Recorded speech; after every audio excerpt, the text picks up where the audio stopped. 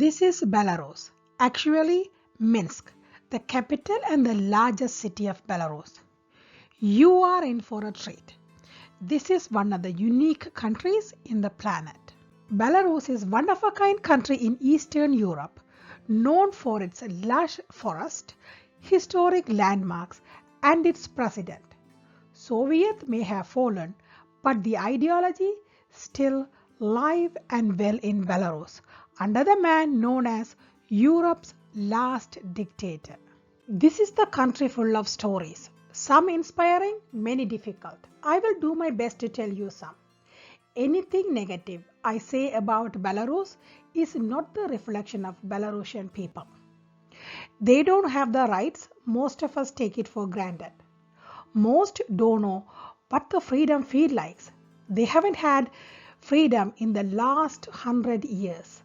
For an example, just following an opposition party or anyone critical of the current political leaders on a social media can land you 7 years in prison. Can you imagine 7 years in jail for following somebody on YouTube or TikTok or Instagram? That's enough. Let's explore Belarus, starting with their flag. Then we will move on to geography, history, people and culture, and finally the economy. By the time we are done, you will know everything that you need to know about Belarus. Are you ready to get started? I am glad you are here today. Let's go. This is Belarusian flag, the red and green banner with a decorative white and red pattern on the side. The red represents the courage and sacrifices of the Belarusian people in the fight for freedom and independence, especially during the World War II. It also symbolizes the country's historical connection to Soviet Union. Green stands for Belarus's lush forest, fertile land, and hope for the future. The red and white pattern on the side is Belarusian weaving design, often seen in traditional clothing and embroidery. It shows Belarusian pride in their cultural heritage. Geography. Belarus is a country in Eastern Europe, surrounded by 5 neighbors: Russia to the east and northeast, Ukraine to the south, Poland to the west, Lithuania and Latvia to the northwest. As you can see on the map, Belarus is a landlocked country. It doesn't touch any oceans or seas. Instead, it is surrounded by other countries.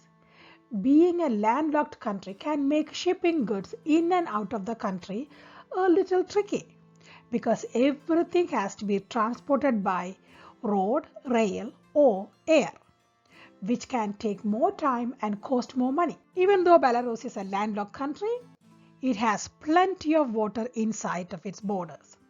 An impressive 20,000 rivers and 11,000 lakes. That's a lot. The Dnieper River is the longest, flowing through Belarus from north to south. The largest lake is Lake Narech, a perfect spot for fishing, swimming, and some relaxing. The country is mostly flat with few gentle hills and many marshy, swampy areas. About 40% of the country is covered in forest and home to part of the ancient forest. This Białowieża Forest is Europe's last remaining oldest forest, around 12,000 years old. It is home to Europe's bison, the largest land animal in Europe. Belarus doesn't have tall mountains, but it has some hills. The highest point is called Zerzenskaya Hara, about 345 meters tall. It is great for farming because of its flat, fertile soil. Farmers grow crops like wheat, barley, potatoes, and flax. Belarus is sometimes called the potato country because potatoes are such an important part of its cuisine. History. A long time ago, the land now we call Belarus was home to few tribes. These people lived in forests near rivers. They hunted, farmed, and lived a simple, peaceful life. Later, Slavic people moved into the area and started forming small communities. By the 13th century, Belarus became part of the Grand Duchy of Lithuania. During the time, people of Belarus had freedom. They spoke their own language, old Belarusian and lived in town protected by wooden walls. Fast forward to 1386. King of Lithuania and the Queen of Poland married. It set in motion that eventually resulted in the formation of Polish-Lithuanian Commonwealth in 1569. Since Belarus was already part of Lithuania, it became part of the new country. In the late 1700s, Polish-Lithuanian Commonwealth was divided by stronger neighboring empires like Russia, Persian, and Austrian. Belarus ended up becoming part of the Russian Empire. For many years, Russian rulers from Moscow controlled Belarus. Life was hard, with wars and poverty, but people of Belarus worked very hard to keep their culture alive, even though they were under strict rule not to. During the First World War, Belarus became a battleground for big countries to fight over the land. After the war, Belarus briefly tried to become an independent country, but it didn't last long. By the 1922, Belarus became part of the Soviet Union, a group of countries led by Russia. Then during the World War II, Belarus suffered terribly.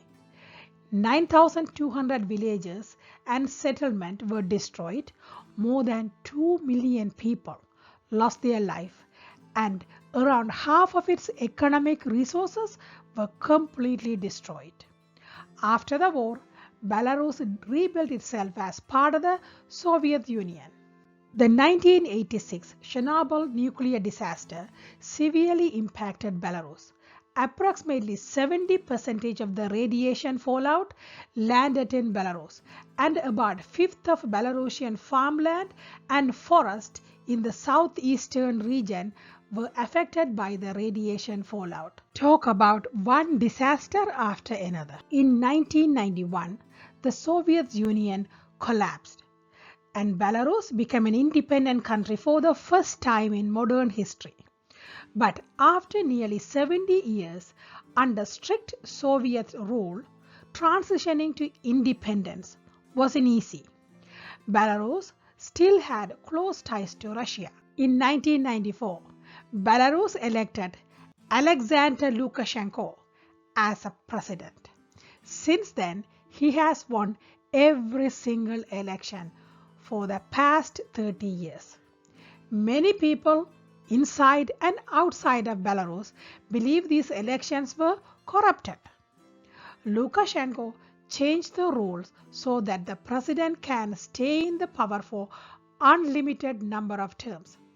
Unlike most countries where the leaders usually serve 2 terms, Lukashenko controlled nearly everything in Belarus: the government, the businesses, news media, police, even the court system. Because of this, he is often called the dictator. He doesn't allow people to disagree with him. In 2020, many people in Belarus protested after the presidential election, believing it was unfair. It was one of the largest protests in the country's history. People wanted more freedom and the government that listened to them. Lukashenko's government responded harshly by arresting thousands of protesters, banning the media from reporting on the event, and even using violence against peaceful demonstrations. Many countries around the world, including Belarus's neighbors, except Russia of course, criticized Lukashenko's action and imposed sanctions, a measure that freezes political leaders' assets and banned them from traveling abroad. When Russia invaded Ukraine in February 2022, Lukashenko didn't send military, but he allowed Russian troops to use Belarusian land and launch attack. Because of this, many Western countries view Belarus as a co-aggressor in the conflict. What do you think? Similar to Russian President Putin, Lukashenko also shown admiration for the Soviet Union. Belarus has kept many Soviet-era monument symbols and traditions alive. The statues of Lenin, the first leader of Soviet Union, and the World War II memorials are still common, especially in the capital Minsk. People and culture. People of Belarus are called Belarusians. Around 9.2 million people live in the country. Most of them, almost all of them actually, speak Russian. But Belarusian and Russian are official languages. Belarusian is official language only in name.